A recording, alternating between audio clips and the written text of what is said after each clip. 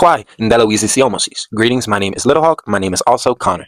I'm an Abenaki of Odanak First Nation of the Degonzak family. The reason I'm making this video today is to spread awareness about a topic that my First Nation has been dealing with since the 1970s and has actively been fighting against for as long as I've been alive, which is 28 years. And that is Pretendians. It's probably a little weird hearing this come from a guy who looks like me, but as a benefactor of white privilege and an Abenaki of Odanak, I have a responsibility in this to speak out against these people, against what they're doing, because it's not just me, it's not just my family, it's not just my First Nation even, it is Indigenous people across this continent. There are multiple tribes where white people of entirely European descent are claiming to be of Indigenous ancestry, while having no ancestry to prove it.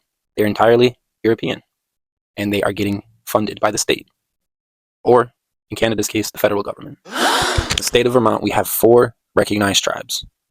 They are fraudulent Abenaki.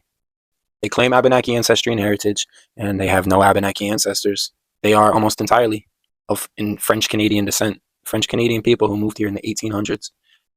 And the few of them that do have native ancestors were alive in the 1600s. There was no continual connection or sharing of culture.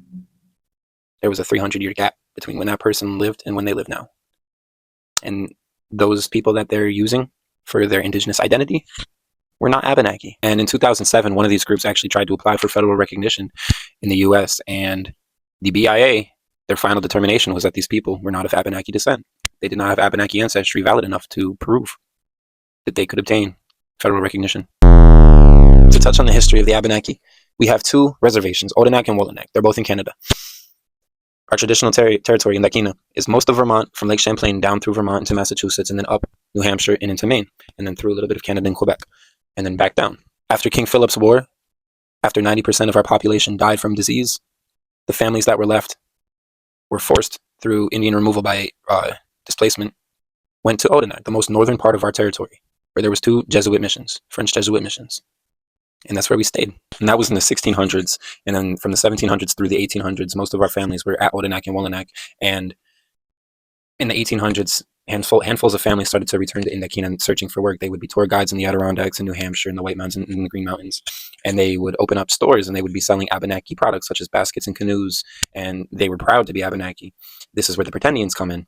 In our history, in the absence from Vermont when we were relocated, these people, these tribes, claim that they were hiding in plain sight and they were still in Vermont when we were removed, that they somehow managed to stay there and be undetected for 200 years. And the reality is that these people are descendants from French Canadian settlers who came in the 1800s when we were just beginning to return or were totally absent because of our relocation. Why this has been such a big problem for us is that these people are effectively erasing and replacing us. This is ethnocide. It is a facet and the end goal of genocide. These people are rewriting our history. They're rewriting who we are as a people, what we've been through, are more or less invalidating it and replacing it with their own experience that is not true. And they are also teaching curriculum about this made-up history in Vermont schools to children. And they're also indoctrinating their own children into believing that they're Abenaki. We are trying to overturn legislation that these groups brought to give themselves recognition.